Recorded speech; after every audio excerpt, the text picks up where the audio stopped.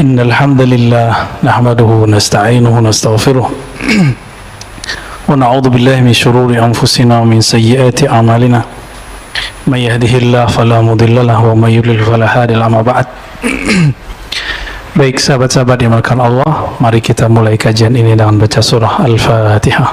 A'udzubillahi bismillahirrahmanirrahim. Ya kenal ya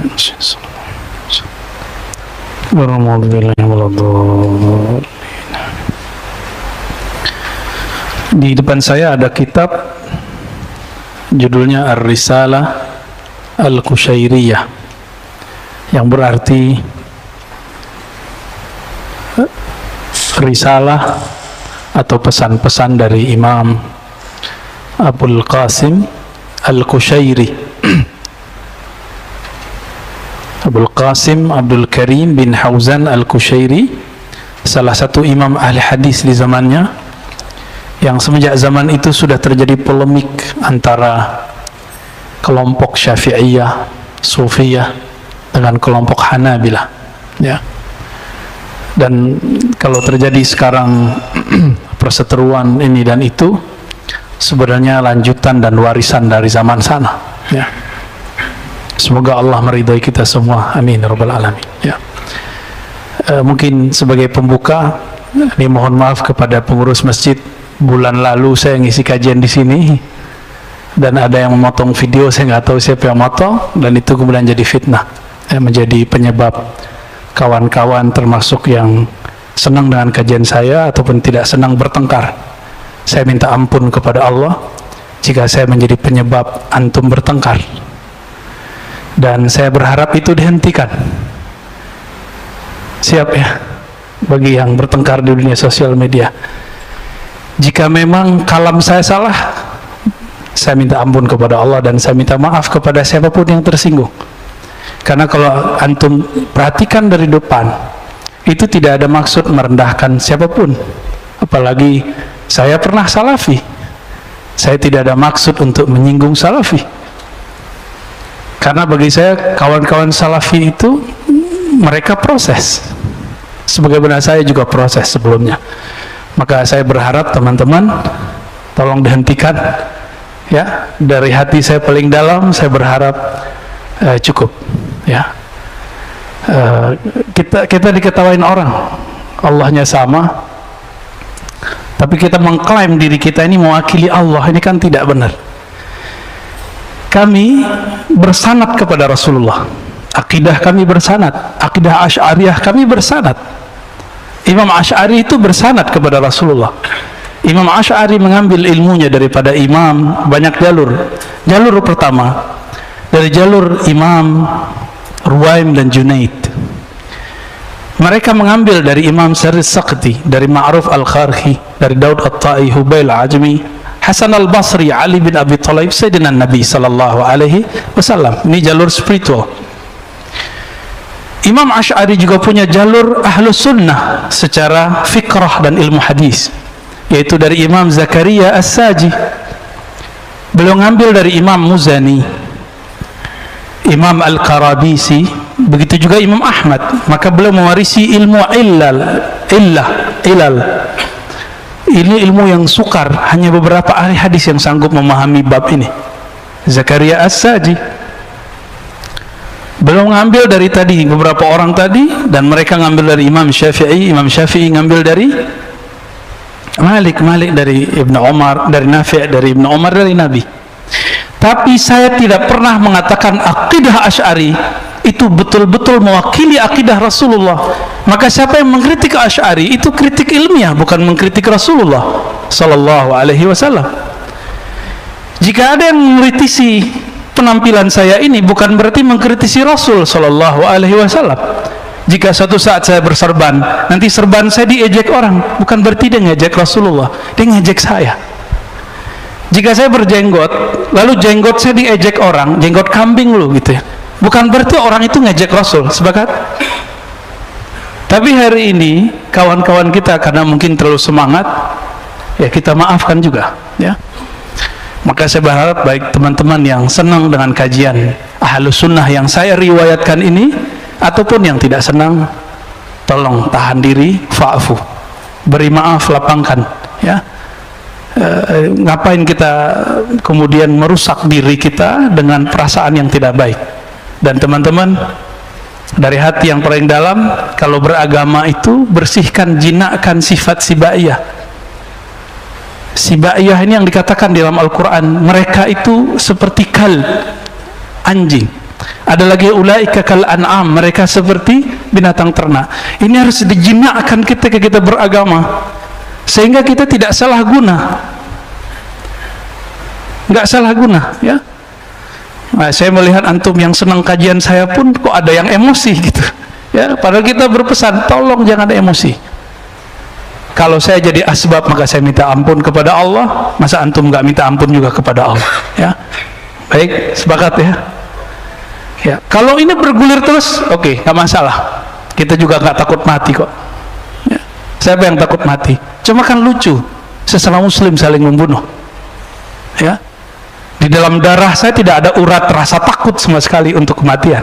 Karena bagi saya itu pintu ketemu Allah, pintu ketemu Rasulullah Sallallahu Alaihi Wasallam. Jadi jangan coba-coba ancam saya dengan kata bunuh. Kita nggak takut. Ya. Para orang-orang yang kenal Allah nggak takut mati, Pak. Kecuali antum nggak kenal Allah Subhanahu wa Ta'ala, ya. Tapi matinya yang terhormat kayaknya. Masa mati urusan beda faham, lucu, ya. Beragama jangan lucu, beragama itu yang benar. Cukup dunia yang lucu. Dunia itu la'ibun walahun, senda gurau, ya lucu-lucuan kalau dunia. Baik. Maka saya tidak mau mengkultuskan apa yang saya ajarkan. Maka siapapun antum yang kritik saya, bukan kritik Allah dan Rasul, itu kritik pemahaman kita dalam memahami riwayat-riwayat ulama ahlus sunnah, ya. Antum ada yang marah nggak disebut tasbihnya seperti Yahudi? Ada yang marah nggak? Ada yang marah nggak? Mereka bilang kok tasbih ente kayak Buddha dan Yahudi. Itu dikatakan dalam buku-buku zikir mereka. Kita biasa aja tuh, ya. Tapi kenapa tersinggung? Ya mungkin karena potongan itu. Maka yang memotong minta ampun juga lah kepada Allah, ya. Dalam hal ini saya berharap, ya, kita beragama ad-din itu, ya, samhah al-hanifiyah. Beragama itu luas, beragama itu santai, beragama itu tidak ngotot-ngototan. Jangan dikit-dikit ngancem mau apa. Kalau antum merasa benar, ayo kita diskusi. Pintu kita terbuka untuk diskusi. Jangan coba-coba mancing hal-hal jihadis, ya. Kita nggak takut mati kok. Tapi untuk apa? Ya, lucu nanti kalau muslim membunuh sesama muslim. Kita tidak mau mengulang kembali kisah Khawarij berbunuh-bunuhan dengan atba' Sayyidina Ali. Kita nggak mau mengulang itu. Sepakat ya? Jadi nggak usah emosi juga kalau ada orang, karena saya tidak butuh dibela, ya. Intan surullah yang surkum, bela cukup Allah. Allah pun butuh dibela enggak? Belalah Allah dalam dirimu, maka Allah akan membelamu. Allah nggak butuh dibela. Allah itu ghaniyun 'anil alamin. Allah itu tidak butuh alam semesta. Kita ini bagian dari alam. Maka perjuangan kita itu bukan untuk membela eksistensi Allah, untuk membela sisi peran atau pengenalan kita terhadap Allah dalam diri kita. Itu maknanya, ya. Intan surullah yang surkum. Baik, sudah selesai.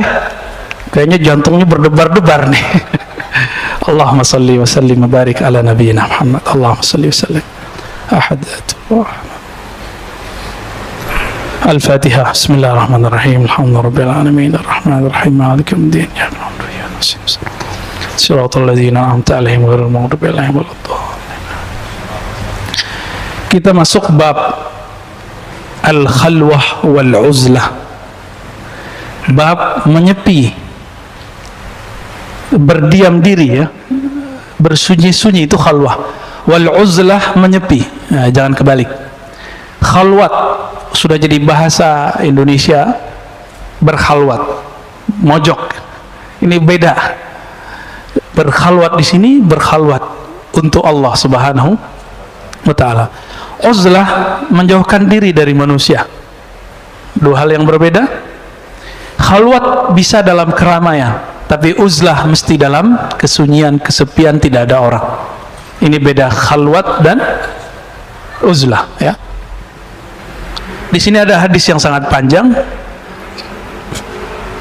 Kata Nabi SAW, maknanya sesuai dengan beberapa hadis di Sahih Muslim. Inna min khairi ma'aishin nas kullihim rajulan akhizan bi'anani farasih fi sabilillah. Orang yang terbaik itu adalah orang-orang yang mempunyai kendaraan lalu dia bawa fi sabilillah.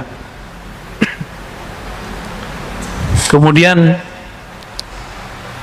dikatakan di tengahnya, in sami'a faz'atan aw hay'atan kana ala matni farsi yabtaghi al-mauta aw al-qatla fi mazanni aw rajulan fi ghanimati lahu fi ra'si sha'fatin min hadhihi ash-shu'af aw fi batni wadi min hadhihi al-awdiyah yuqimu as-salata wa yu'ti az-zakata ya'budu rabbahu hatta ya'tiyahu al-yaqin laysa min nas illa fi khair. Ini terjemahan bebas saja ya, karena kalau terjemah harfiah takut nggak bisa dipahami.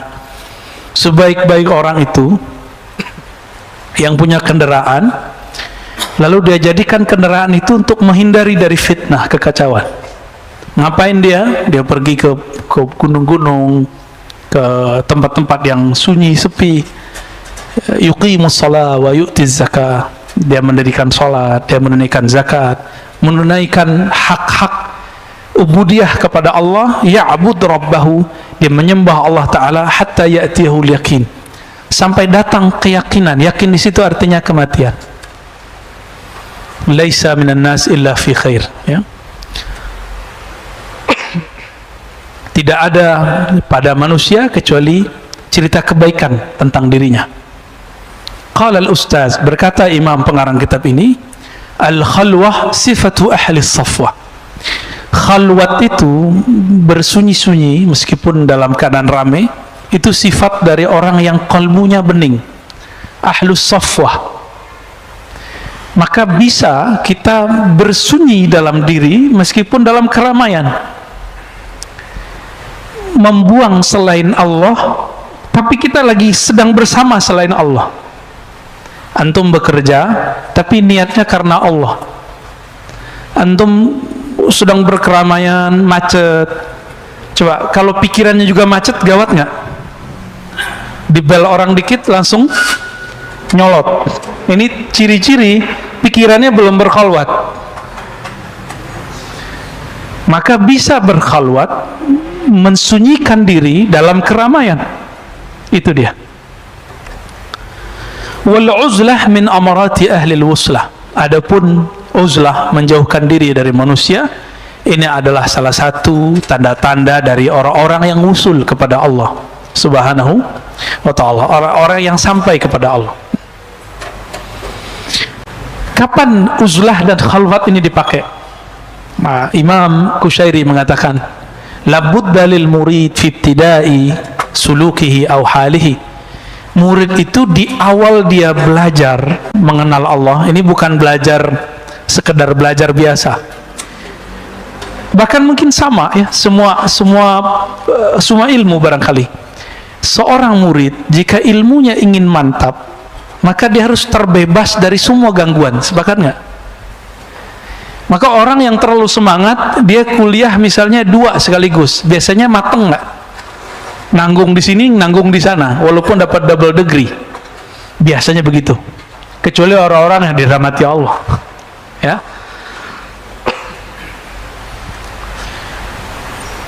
Atau misalnya, mohon maaf, antum menikah sembari kuliah, maksimal nggak kuliahnya? Atau menikah sembari nyantri, itu kiainya kira-kira bilang apa? Pulang aja tong, urus binimu gitu. Kira-kira seperti itu. Berat masalah ini.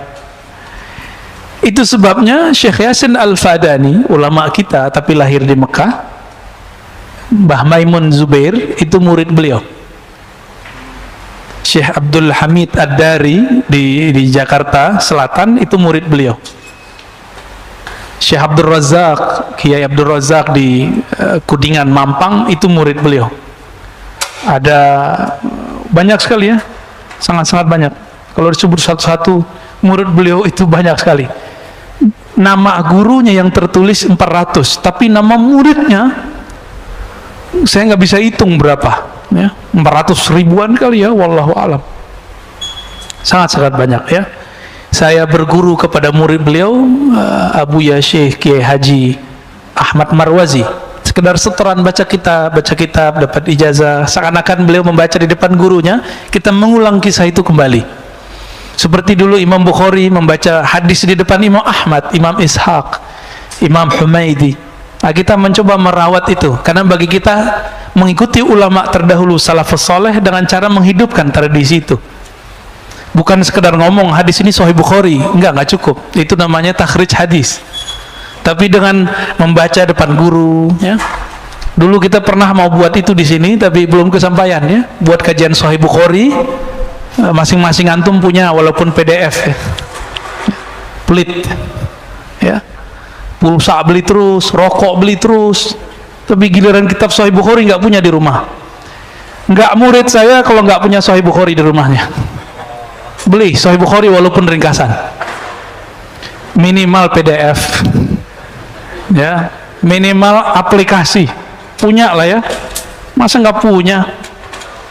Katanya ikut Ahlus Sunnah ya, biar setiap hari kita terprogram membaca hadis Nabi Sallallahu Alaihi Wasallam. Malu ke Imam Bukhari. Imam Bukhari itu ngejar satu hadis bisa 5 bulan, 1400-an kilometer. Nanti antum nggak perlu nyari, kita anterin hadisnya. Kita anterin ke masjid-masjid. Karena sekarang marhalahnya marhalah dakwah, sedangkan marhalah beliau itu marhalatur riwayah. Belum meriwayat. Maka harus dicari marahnya original, yang valid, yang sahih. Sekarang kita tinggal menikmati supaya pemahaman kita valid, aman, tidak dimasuki oleh hawa nafsu. Maka kita riwayatkan pemahaman itu dari guru kita. Itu disebut dengan sanad ijazah. Maka zaman ini bukan sunnat bersanad, wajib. Karena banyak orang mengklaim hari ini Ahlus Sunnah, tapi sanadnya tidak jelas. Belum lama ini dari luar negeri ada sahabat kita ngirim, Ustadz, ini ada teman saya, dia membid'ahkan akidah Asy'ariyah, membid'ahkan bermazhab, membid'ahkan tasawuf, lalu kemudian menyebutkan sanadnya. Dikirimlah sanadnya. Ternyata sanadnya kepada ulama, ada di Timur Tengah sana, Al-Utsaimin ngambil dari gurunya ngambil dari Umar Hamdan. Umar Hamdan siapa? Umar Hamdan seorang mursyid tarekat Sufiyah. Dia berakidah Asy'ariyah, bermazhab Maliki. Sampai ke atas semuanya orang Ahlu Sunnah wal Jamaah. Jadi semua aliran apapun hari ini sanadnya pasti nyambung kepada imam-imam yang 3 kategori itu yang kita sudah sering ulang-ulang. Siapa Ahlu Sunnah? Berakidah Asy'ariyah, Ahlu Sunnah wal Jamaah atau Maturidiyah, bermazhab yang 4, bertasawuf yang bersanad sahih. Kita ulang-ulang biar jadi hafal ya. Ketika seseorang belajar lalu ada pikirannya pecah, bisa konsentrasi nggak? Maka Maulana Syekh Yasin Al-Fadani itu telat menikah. Untungnya Allah panjangkan umurnya, maka beliau bisa merawat anak-anaknya plus murid-muridnya. Umurnya panjang lah. Karena nggak bisa lepas dari handphone, maka kita harus memanage anak pakai handphone. Jadi nggak dilarang, nggak haram, ya. Kayak gini nih contohnya kan, yang nggak dilarang, tapi harus pinter-pinter mainnya, ya. Kadang-kadang anaknya dilarang main handphone, dia main handphone depan anaknya, sama aja. Sama kayak ngelarang anak ngerokok, kita ngerokok depan anak, bohong itu namanya. Taib. Apalagi belajar ilmu kerohanian, ilmu ma'rifatullah. Jadi minimal kalau antum nyantrinya nyantri muakkad. Jadi nyantri itu ada 2 sekarang. Nyantri muqayyad, muakkad. Ada yang muqayyad itu sudah terikat di satu institusi. Nggak mungkin di umur-umur begini udah susah ya. Bener. Maka sekarang santri namanya santri muakkad, temporal, 2 jam aja, 1 jam aja, mulai maghrib sampai isya, lumayan. Kan jalannya ini yang Allah lihat. Antum itu datang ke sini kena macet, ya kena hujan, ini yang dilihat oleh Allah. Itu yang dilihat oleh Allah. Maka rasakan getaran-getarannya kalau kita ikhlas lagi jalan. Walaupun antum ikut ajarannya mungkin belum benar, bahkan ikut ajarannya yang kurang pas, tapi karena tulus nanti Allah bimbing, tenang aja. Jadi siapapun sekarang yang nyerempet ke ajaran-ajaran tertentu, tapi kalau dia tulus kepada Allah, sahalallahu lahu tariqan ilal jannah, Allah mudahkan jalan dia. Surga dunia itu ilmu dan zikir, nggak ada lebih. Surga dunia cuma ilmu dan zikir. Ilmu ini bikin orang lupa sama istrinya, sama suaminya, sama anaknya, sama makannya. Coba aja nanti ngaji. Kita buat kajian di Ribat, mulai dari jam 4 selesai jam 10 ngobrolnya, belum makan itu. Pas sudah selesai baru pada sendawa-sendawa semua, lupa makan. Jam 4 sampai jam 10 berapa jam tuh? 6 jam ya. Kok bisa? Itu ruhnya sedang makan. Ashabul Kahfi, kenapa mereka bisa tahan tertidur lama tapi terasa sebentar? Karena mereka tidur dengan Allah Subhanahu wa taala yang memberi nutrisi rohani kepada kalbu mereka. Ya. An-nasun niyam idza matu intabahu. Orang itu semuanya tertidur. Kalau mereka mati, kalau mereka tertidur barulah tuh bangun. Ya. Baik. Jadi minimal ketika santri muaqqat, nanti handphonenya nggak diaktifin ininya, deringnya, ya, datanya, gitu ya, supaya nggak terganggu. Walaupun 2 jam, 1 jam setengah, tapi dilihat oleh Allah. Kan yang Allah lihat kolbu. Ada santri masuk ke pesantren, tapi hatinya di rumah. Ya, saya baru nyantri ketika kuliah, pesantren mahasiswa. Khusus hadis. Jadi gelar LC saya bukan LC Timur Tengah ya, saya luruskan. Maka saya nggak pakai doktor MA aja dipakainya. LC itu kalau mau ngajar hadis baru saya pakai. Karena LC di situ adalah lisens dalam mengajarkan kutubus sittah. Hadis-hadis Sahih Bukhari, Muslim, Abu Daud, Tirmizi. Yang mungkin jurusan doktor hadis pun belum khatam itu. Maka LC kita bukan LC S1 itu bukan. S1 Timur Tengah enggak. Tapi prinsip ngajinya memang dari sana, ya. Itu yang dipakai oleh Syekh Yasin dulu setiap Ramadan beliau khataman. Ya, yang dipakai oleh Syekh Ali Mustafa dulu di Riyadh, ya, oleh masyayikh kita dari dulu. Jadi jangan salah paham ya. Saya cuma belajar kepada ulama Suriah, ulama Yaman, ulama India, ulama Mesir secara informal. Tapi ketika saya belajar, hati saya full bersama beliau. Maka setiap gerak-gerik beliau itu selama dari 2006, 2007, 2008 itu saya nggak bisa menghilangkan dari memori pikiran ini. Jelas gitu, kayak slow motionnya kelihatan. Maka apapun yang beliau ajarkan itu nggak bisa saya lupakan. Kuncinya satu, mahabbatul ilm wa sahibul ilm. Mencintai ilmu dan orang yang diberikan ilmu. Antum kalau cinta nggak capek-capek ngapal, ingat saja orangnya, semua ilmunya ingat. Itulah ilmunya para sahabat, itulah ilmunya Imam Bukhari. Imam Bukhari itu nggak susah-susah ngapal, dia cukup ingat, dia cinta gurunya langsung dihafal semua.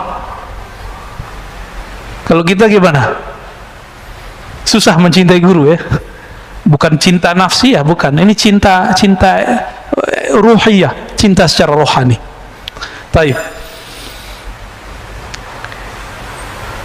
Ketika seseorang ingin membersihkan dirinya dari selain Allah, maka yang harus dilakukan di awal kali adalah uzlah. Tapi uzlah di zaman ini susah nggak? Susah ya, paling antum harus ke Sumatera dulu, suluk tarekat, atau ke Yai Syakur di Indramayu ya. Udah ribet hari ini mencari tempat suluk, tempat beruzlah, sudah susah. Maka yang bisa kita lakukan terutama di keramaian kota sekarang adalah al-khalwah, berkhalwat. Jadi tolong setiap hari, setiap malam menyempatkan waktu bersama Allah sebelum subuh atau sebelum tidur, hatta walau rubu' sa'ah ya, walaupun cuma 1/4 jam, kalau bisa setengah jam, kalau bisa 1 jam. Ngapain? Ya zikir, Quran, zikir, Quran, zikir, Quran, zikir, sholat. Ya udah gitu aja, nggak ngapain lagi. Kita sudah tersita lama dengan handphone. Katanya anti Cina, tapi handphonenya Cina, ya. Anti Amerika, handphonenya Apple. Jadi ternyata bukan itu masalah kita. Masalah kita, kolbunya anti selain Allah atau tidak. Itu masalah kita. Mau di tangannya Apple atau Oppo. Oppo bahasa Jawa kali ya. Tapi hati-hati teman-teman. Ketika orang berkhalwat dan beruzlah. Jadi saya nggak mau gaul lah sama orang, nah, itu namanya beruzlah juga. Ada orang beruzlah, tapi dia merasakan orang itu jahat, saya baik, saya harus menjauh darinya. Orang seperti ini disebut dengan mutakabbirun. Ini orang uzlah, tapi dalam dirinya itu setan. Setan uzlah, jadinya begitu. Semakin nambah ilmu di dalam dirinya, yang bertambah sombongnya. Bertambah zikirnya, bertambah sombongnya. Maka nanti dia akan ngomong orang, ente zikirnya berapa? Gua zikir berapa? Saktian mana kita? Nanti ngomongnya gitu, Pak. Adu ma'rifat kita. Emang ma'rifat apaan sih? Kok bisa diadu-adu? Ma'rifat nggak bisa diadu, Pak. Yang bisa diadu nih, ini bisa diadu nih. Ya, isi otak bisa diadu. Yakin bisa diadu, ma'rifat nggak bisa diadu, karena langsung ma'rifat itu yang disebut al-haq. Jadi kalau antum baca Al-Quran, al-haqqu min rabbika fala takunanna minal mumtarin. Al-haq dari Allah itu ma'rifat artinya. Pengetahuan yang pasti itu hanya dari Allah. Maka jangan pernah ragu. Dan itu pintunya cuma satu. Al-bab al-Muhammadi, yaitu pintu Rasulullah sallallahu alaihi wasallam. Maka yang tidak melewati jalur kenabian tidak akan sampai kepada al-ma'rifah. Ma'rifatnya semu. Saktinya semu, alimnya semu. Alim di sini kena stroke habis, Pak. Bener nggak? Antum mau banggain hafalan, kena stroke habis, nggak bisa ngapa-ngapain, nggak bisa banggain ini. Banggainnya harus ilmunya ilmu qalbu. Maka dalam Al-Quran selalu kalimatnya lahum qulubu ya'qiluna biha. Mereka punya hati yang mereka berakal dengan si kolbu. Jadi jangan hanya berakal dengan ini, dengan kecerdasan intelektual. Kita harus berpikir, berakal, sumbernya, resource-nya adalah kolbu. Ya, kalau saya mau pakai akal-akalan, Pak, saya mungkin debat tiap hari. Ya, tapi apa untungnya debat? Kalau kita menang, emang orang ikut kita? Kan enggak bakal, ya. Orang kalau kalah debat, egonya yang main. Gengsi ya, gitu. Itu yang terjadi. Nauzubillah min dzalik. Jadi kita pun kalau menghindari satu komunitas, bukan karena komunitas itu kita anggap akan menyakiti atau akan merusak diri. Tapi kita mengatakan, jika aku masuk satu komunitas ini, mungkin akulah penyebab mereka rusak. Ini baru orang mutawadhi', baru uzlahnya benar. Jadi uzlah zaman now adalah tidak masuk ke dalam komunitas yang membuat kita terpapar dunia, membuat kita melenceng dari akhirat, melenceng dari Allah Subhanahu wa taala. Nah, ketika kita menjauhi komunitas begitu, bukan kita menuduh mereka, tapi kita menuduh diri sendiri. Kalau aku ada di sana, mungkin akulah penyebab mereka cinta dunia. Ini bedanya, ya. Maka hati-hati, ini banyak setan itu bisa masuk, Pak, ke dalam diri para pengamal tarekat, bisa masuk kepada dokter, profesor, bisa masuk ke ustadz, bisa masuk ke siapa aja. Kalau nggak begitu, mana mungkin Sayyidina Adam bisa tertipu? Nabi Adam, Nabi kita, kakek kita semua. Maka ini keturunan Nabi semua kan? Cuma Nabi Adam, bukan Nabi Muhammad. Karena kita semua ini keturunan Nabi Adam, kesalahan itu akan berulang. Syaitan itu selalu berbicara pelan. Syaitan itu selalu berbicara tulus. Dia jual ketulusan dan dia jual keilmuan. Maka syaitan akan menjual keyakinan, karena dia pernah mengalami ujian keyakinan ribuan tahun beribadah di langit dan di bumi, sehingga Allah angkat dia setara dengan malaikat. Fasjudu li Adama, ujiannya diuji, sujud ke Adam, dia nggak mau. Kenapa? Di kolbunya ada kesombongan yang menyala-nyala. Ini dalam diri kita ada kesombongan nggak menyala-nyala? Kalau ada, orang sedikit senggol kita, kita marah. Ya, kita mau bunuh orang itu, Pak, jadinya. Tapi kalau kita merasa bukan siapa-siapa, jika ada orang mau nyerang kita, ya kita maafin. Mungkin dia salah faham. Ya, Rasulullah SAW melakukan itu berkali-kali. Ya, dicaci maki segala macam, bahkan dibentak. Ya. Yang paling sedih itu Nabi dibentak oleh sahabat tercintanya Umar. Tapi Nabi faham Umar lagi galau. Apa kata Sayyidina Umar radhiyallahu ta'ala anhu? Belum lagi galau. Rasulun anta, ente bener Rasul gak sih? Antum coba ngomong sama aneh, ente beneran Ustaz gak sih? Kalau saya baper, saya tersinggung. Tapi kalau saya faham antum, saya gak akan marah.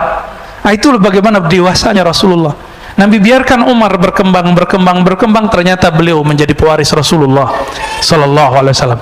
Jadi kadang-kadang orang-orang yang benci sama kita hari ini, yang marah sama kita hari ini, siapa tahu nanti menjadi orang yang sangat cinta kepada ilmu yang kita kembangkan. Amin ya rabbal alamin. Jadi jangan bawa nafsiyah ego diri. Ya, yang kita kedepankan Allah Subhanahu wa taala.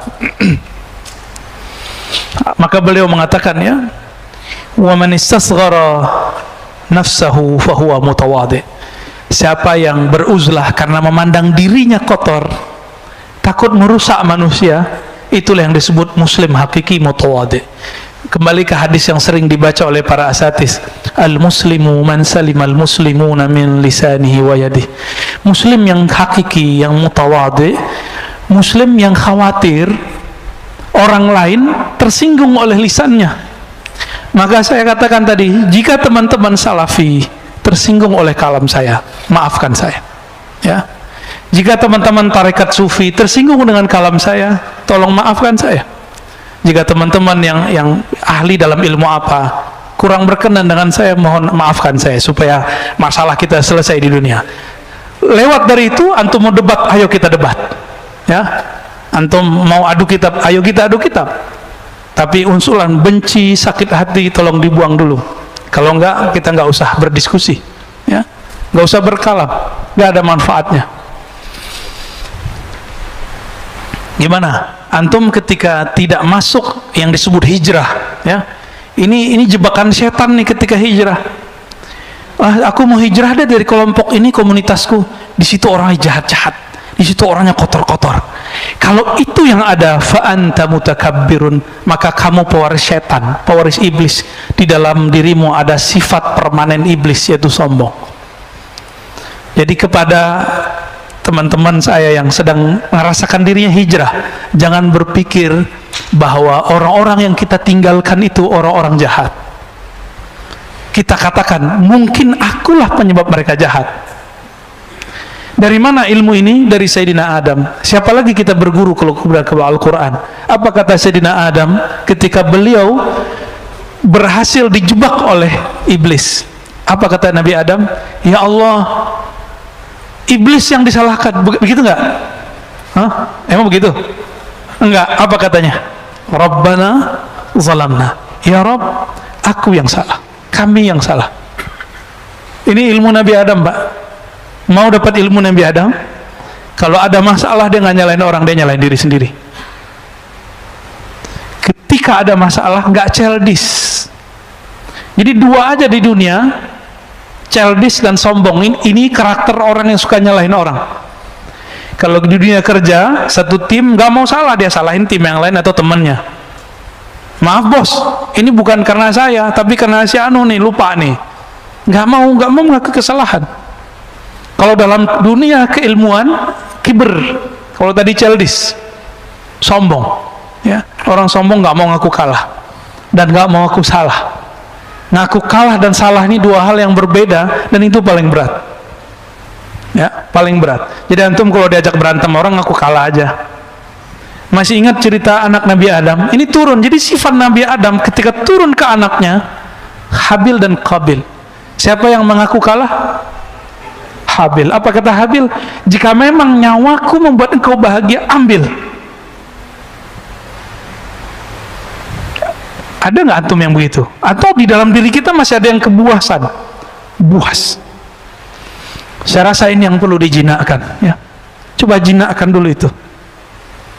Maka di dalam kitab ini, ketika kita mau beruzlah, mau hijrah, mau latihan mengenal diri, mengenal Allah, maka kita bukan mau belajar jadi orang suci, kita sedang belajar menjinakkan sifat-sifat buas yang ada dalam diri kita.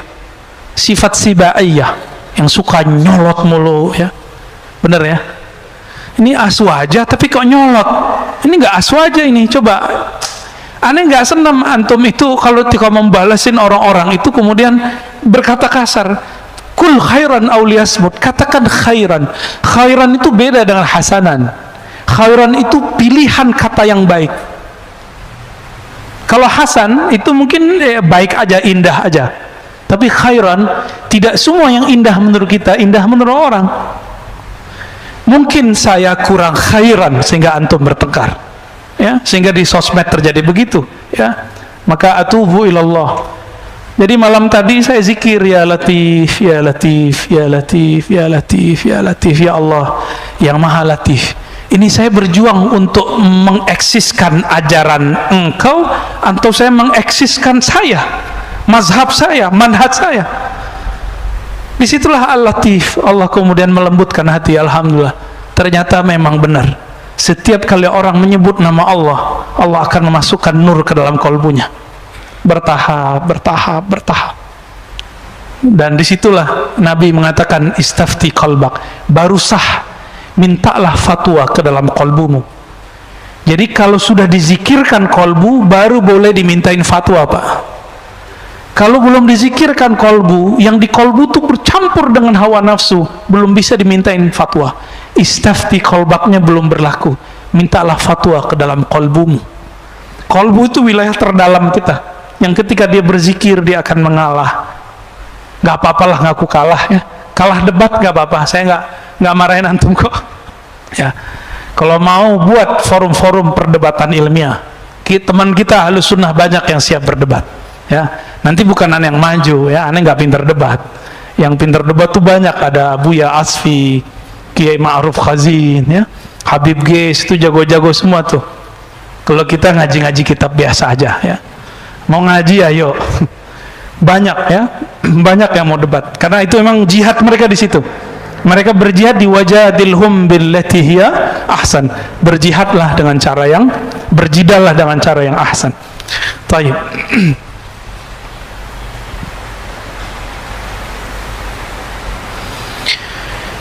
Ada orang berkhalwat, nyepi ke Gunung Salak, tapi karena tauhidnya tidak benar, apa yang terjadi? Keluar-keluar jadi nabi. Ya, nah, ini masalah ini. Maka kata beliau, wa min adabil uzlah ayyuhassila min al-ulum ma yusahhih bihi uqada tauhidih. Salah satu yang paling awal sebelum orang masuk ke dunia suluk, dunia khalwat, dunia tarekat sufi, wajib belajar ilmu akidah. Maka di Mesir itu hikayat dari beberapa sahabat saya, kalau ingin talqin, beberapa syekh mewajibkan belajar akidah tauhid dengan metode sifat 20, supaya nanti nggak ngaku jadi Tuhan atau ngaku jadi Nabi minimal.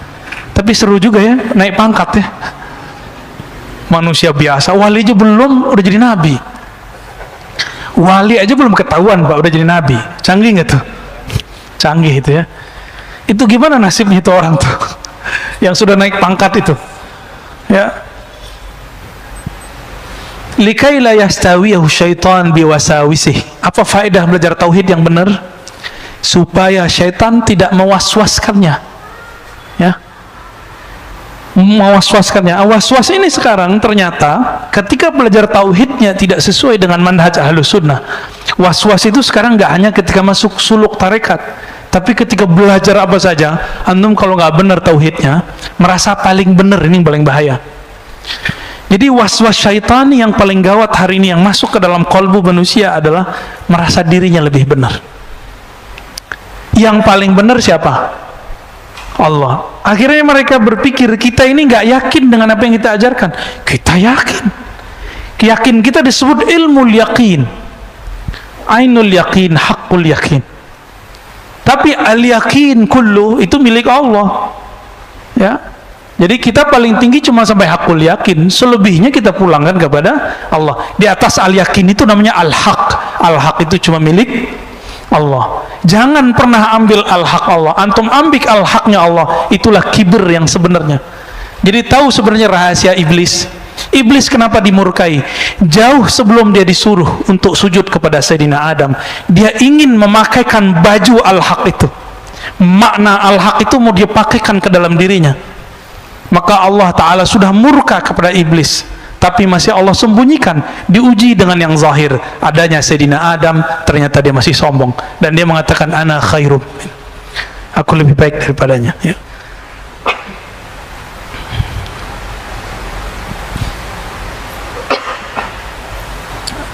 Bapak saudara makan Allah, ini bagian akhir yang mau saya sampaikan.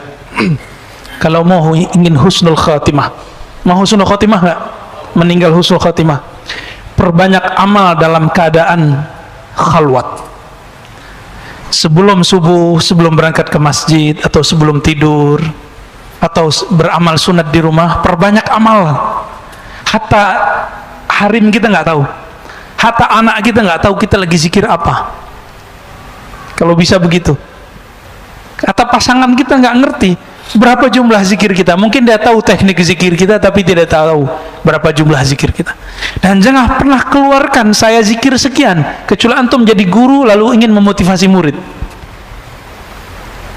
Jangan pernah. Suatu kali ada seorang datang kepada Imam Abu Yazid Al-Bustami dan mengatakan, sumtu 20 sana ya Syekh. Wahai Tuan Guru, aku sudah berpuasa 20-an tahun. Apa kata beliau? Aftarta, kamu baru saja berbuka. Karena orang selevel dia 20 tahun berpuasa, seharusnya sudah masuk level puasa batin. Puasa ruhani, yaitu tidak memamerkan amalan depan orang. Maka kalau pengajian, ya nggak usah pasang postingan lagi kajian nih gitu. Kalau dulu unik, lagi dengerin azan di Masjidil Haram, lagi dengerin azan nih, pakai J lagi ajan di Masjidil Haram, Allahu Akbar. Nggak usah, ya. Bangun tidur malam hari, bangunin teman, bangun dalam hati nggak selamat, biar teman tahu aku udah bangun duluan. Hati-hati. Mainannya setan halus tapi nyata, halus tapi nyata. Itu beda halus dengan nyata dengan tampak. Tampak ini pasti dia fisik, tapi kalau nyata kadang-kadang dia halus, tapi terasanya jelas. Rasakan saja dialog hati kita bertengkar ketika kita mau pamer, benar ya? Itu yang pertama. Yang kedua, teman-teman, tunjukkan kepada Allah bahwa kita hambanya, baik dalam sunyi ataupun keramaian. Itu sama. Ini ciri-ciri orang yang lulus khalwat. Walaupun tidak khalwat 40 hari, tapi antum lakukan ini setiap hari. Mencoba kualitas zikir dan amalnya sama ketika sendiri dan sama ketika bersama orang. Insya Allah ini sudah berhasil disebut khalwah dar anjuman, kata Syah Naqsyaband. Berkhalwat dalam keramaian. Al-khalwah fil jalwah, begitu kata Maulana Imam Khalid, ya, Ad-Dimashqi Al-Baghdadi. Berkhalwat tapi dalam keramaian. Inilah ajaran Imam Ghazali yang dia wariskan dari Abu Ali Al-Farmadi, bersambung kepada Rasulullah Sallallahu Alaihi Wasallam. Maka sebaik-baik orang bukan yang menjauh dari manusia, tapi sebaik-baik orang yang dia bergaul dengan manusia, tapi kalbunya tetap bersama Rabbun Nas, Allah Subhanahu wa Ta'ala. Panitia apa? Ini sampai ba'da azan masih lanjut? Masih lanjut ya? Oh ya, saya ingat saya begitu ya. Lalu ketika antum berkhalwat, ya, berarti kita lanjut dulu deh. Ada wali cerita, ini kan sempat rame sebelum puasa. Ada seorang Habib dibully karena dia cerita tentang gurunya atau Habib Fulan bisa bertemu Allah 40 hari sehari semalam gitu ya. Apakah itu cerita baru, cerita lama? Itu sebenarnya sudah banyak di kitab. Cuma orang yang jarang baca kitab menganggap itu aneh. Saya mau tanya, Antum masih ingat hadis al-ulama warasatul anbiya? Ulama pewaris para nabi. Nabi Adam ketemu Allah nggak? Ketemu Allah. Nabi Musa dialog dengan Allah nggak? Dialog. Nabi Isa, Nabi Muhammad, semua nabi itu punya pertemuan dengan Allah dengan cara yang berbeda. Yang sempurna cuma Nabi Muhammad, sama sendal-sendalnya dibawa ke aras. Ini bedanya. Nabi Musa pingsan dulu baru merasakan hadirnya Allah. Padahal Nabi Musa sudah berdialog dengan Allah berhari-hari, 40 hari. Nah, di sini dikatakan yuhka an Abi Yazid. Jadi Abu Yazid ketika di berkhalwat, Abu Yazid ini ulama salafus saleh, wafat tahun 261 Hijriah, sama dengan Imam Muslim, pengarang Sahih Muslim. Apa kata beliau? Ra'aitu Rabbi azza wa jalla fil manam. Aku melihat Allah Ta'ala dalam mimpi. Mungkin nggak? Dalam mimpi loh. Mungkin. Coba kalau nggak percaya, buka kitab Ta'bir Mimpi karya Ibnu Sirin, An-Nablisi, dan banyak ulama. Ada di situ ru'yatullah, melihat Allah Subhanahu wa Ta'ala. Fakultu kaifa ajiduka. Lalu aku bertanya, ya Allah, bagaimana cara aku menemukanmu, bertemu denganmu? Faqal fariq nafsak wa ta'al. Hai Abu Yazid, fariq nafsak, tinggalkan egomu, nafsiyahmu, ta'al, ayo kita ketemuan. Maksudnya apa? Maka yang menghalangi kita dengan Allah itu apa? Nafs, angan-angan. Masa sih? Gak mungkin zikir 100 kebanyakan, apalagi dikasih 1000. Apalagi antum kena racun bilang zikir 1000 bid'ah. Ya salam. Azan dulu ya. Azan dulu, kita lanjut tanya jawab. Fadal muazzin.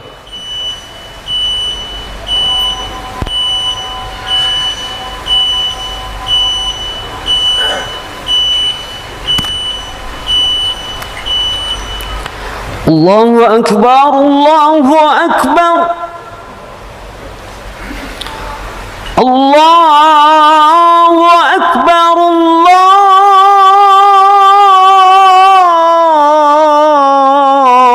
Allahu Akbar.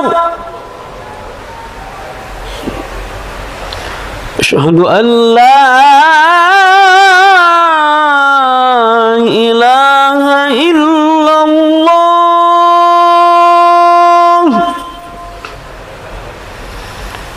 Asyhadu an la ilaha illallah.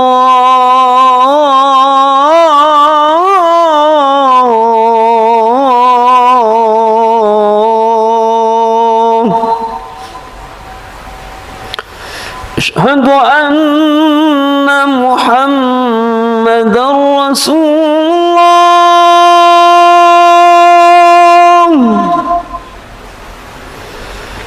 Asyhadu anna Muhammadar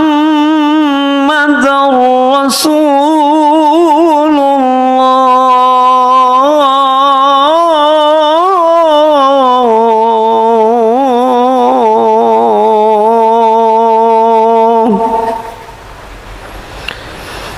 Hayya 'alas shalah.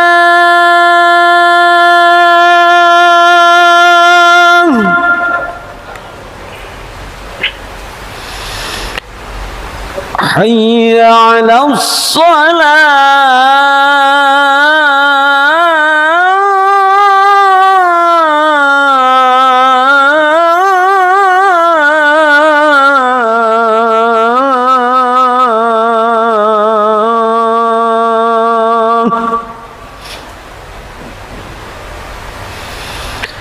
Hayya 'alal falah.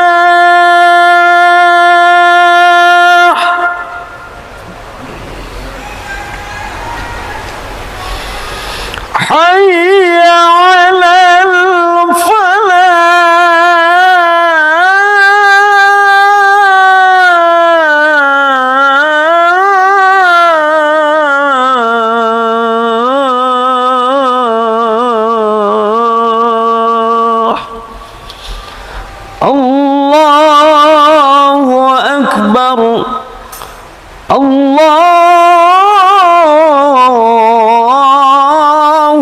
أكبر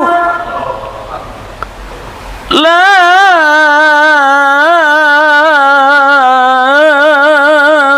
إله إلا الله. اللهم رب هذه رضيت بالله ربا والإسلام حسنا الحمد لله رب العالمين. Baik. Kita lanjutkan sedikit lagi. Imam Abu Ali Ad-Daqqaq, mursyidnya Imam Al-Qushairi, berpesan kepada beliau, ilbas ma'an nas ma yalbasun. Kalau kamu ingin mengikuti petuah uzlah yang sesuai dengan zaman kontemporer, zaman sekarang, zaman now ya, hijrah zaman now. Gimana? Ilbas ma yalbasun, pakailah yang mereka pakai. Berkendaralah dengan apa yang mereka kendarai. Maka beruzlah itu bukan berarti menanggalkan perangkat-perangkat hidup, itu fasilitas, pakai aja. Ya, kita nggak dilarang pakai itu, yang penting halal. Ya. Ilbas ma yalbasun, ya. Mereka bisa pakai mobil mewah, antum pakai mewah boleh. Tapi jangan nunjukkan nih lo Islam bisa pakai, nggak, Islam nggak perlu digitu-gituin. Nggak perlu dikasih-kasih tulisan Islam itu mewah, nggak perlu juga. Ya. Jadi kita ketika membuat tulisan-tulisan kaligrafi nampilin di perangkat-perangkat kita, punya kita, bukan tujuannya untuk menunjukkan Islam begini loh, enggak. Terlalu kendil Islam kalau kita yang menerjemahkan. Ya.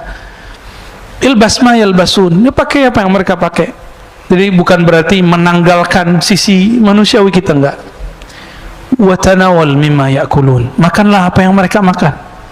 Mereka jalan-jalan, kamu jalan-jalan, ya. Tapi satu, wanfarid anhum bisir, tapi sir kamu tolong jangan terkontaminasi oleh apa yang kamu pakai, apa yang kamu makan, gaya hidup, lifestyle itu. Bisa nggak kira-kira? Bisa, serius. Aneh belum bisa. Masih belajar. Tapi kalau kita belajar, mau belajar, ya sama-sama kita berlatih. Maka setiap hari teman-teman, biar sukses di sini, ketika memakai apa yang mereka pakai, kita punya pakaian, punya rumah, punya ini, punya itu, niatkan, ya Allah, aku ingin menunjukkan rasa syukurmu kepada Engkau. Karena Allah suka melihat bekas nikmatnya itu nempel pada diri kita. Jadi antum belum bersyukur kalau belum pakai nikmatnya. Pakai ya. Jadi jangan sembunyiin. Zuhud bukan berarti menanggalkan perangkat-perangkat kemewahan itu. Makanya Nabi itu setiap istrinya ada rumah. Setiap rumah itu ada khadamnya. Setiap istri Nabi diberikan kendaraan. Jadi Rasulullah tuh kaya, Pak. Antum kuat nggak? Punya istri 9, masing-masing punya pembantu, punya rumah, lalu punya kendaraan yang terbagus di zamannya. Kendaraan Rasulullah paling bagus loh Pak sekarang. Paling bagus, nggak ada yang lebih bagus dari kendaraan Rasulullah. Kalau sekarang ya Mercy lah, BMW. Sekarang apa yang bagus? Kayaknya ada yang lebih bagus lagi. Itu pakai Nabi. Jadi Nabi nggak main-main juga. Itu fasilitas dari Allah Subhanahu Wa Taala. Tapi kalbu beliau tidak pernah nyantol kepada dunia. Ya. Terus kemudian apa kata beliau? Sami'tuhu yaqul ja'ani insan, kata Imam Abu Ali Ad-Daqqaq. Suatu kali ada orang datang kepadaku, perjalanannya jauh dan ingin disebut sebagai orang suluk, orang sufi, orang kenal Allah, orang zuhud. Apa kata beliau? Laisa hadzal hadis min haythu qat'il masafa wa maqasatil asfar. Wahai anakku, yang disebut bersuluk menempuh jalan mendekatkan diri kepada Allah bukan dengan kamu jalan jauh begini, bersusah payah begini, tapi farik nafsak walau bi khatwah. Coba kamu tinggalkan dirimu, egomu walaupun satu langkah. Setiap hari belajar pelan-pelan. Kita dikatain orang nggak balas ngatain. Nah itu salah satunya Pak. Ya, saya lagi belajar itu juga. Ya, mau sama-sama belajar kita. Ya. Jadi kita nggak akan menjadikan diri kita ini presentasi dari Islam yang sebenarnya. Kita sedang berusaha supaya sampai kepada hakikat keislaman itu. Kemudian faqad hasala maksuduk. Kalau kamu sudah setiap hari melangkah menjauh dari egomu, itulah hakikat Nabi Adam. Hadza maksuduk. Inilah maksud tujuanmu. Itulah ilahi anta maksudi. wa ridhaka matlubi. Nabi Adam ketika dijebak oleh iblis laknatullah alaih, beliau tidak mengatakan ente terlaknat wahai iblis. Apa kata dia? Ya Rob, aku yang salah. Kalau engkau tidak ampunkan kami akan menjadi orang-orang yang fa illam taghfir lana lanakunanna minaz zalimin. Kami akan selalu berbuat salah. Maka kita tutup kajian kita pada malam ini dengan doa Nabi Adam. Rabbana zalamna anfusana wa illam taghfir lana wa tarhamna lanakunanna minal khasirin. Ya Allah, kami banyak salah karena kami orang kemudian berprasangka, karena kami kadang-kadang orang kemudian salah memahami agama ini. Ampunkan kami ya Allah. Jika engkau tidak mengampuni kami ya Allah, tentu kami jadi orang zalim. Rabbana atina fid dunya hasanah wa fil akhirati hasanah wa qina adzabannar. Sallallahu ala nabiyina Muhammad walhamdulillahirabbil alamin. Subhanakallahumma wa bihamdika asyhadu an la ilaha illa anta astaghfiruka wa atubu ilaik. Assalamu alaikum warahmatullahi wabarakatuh.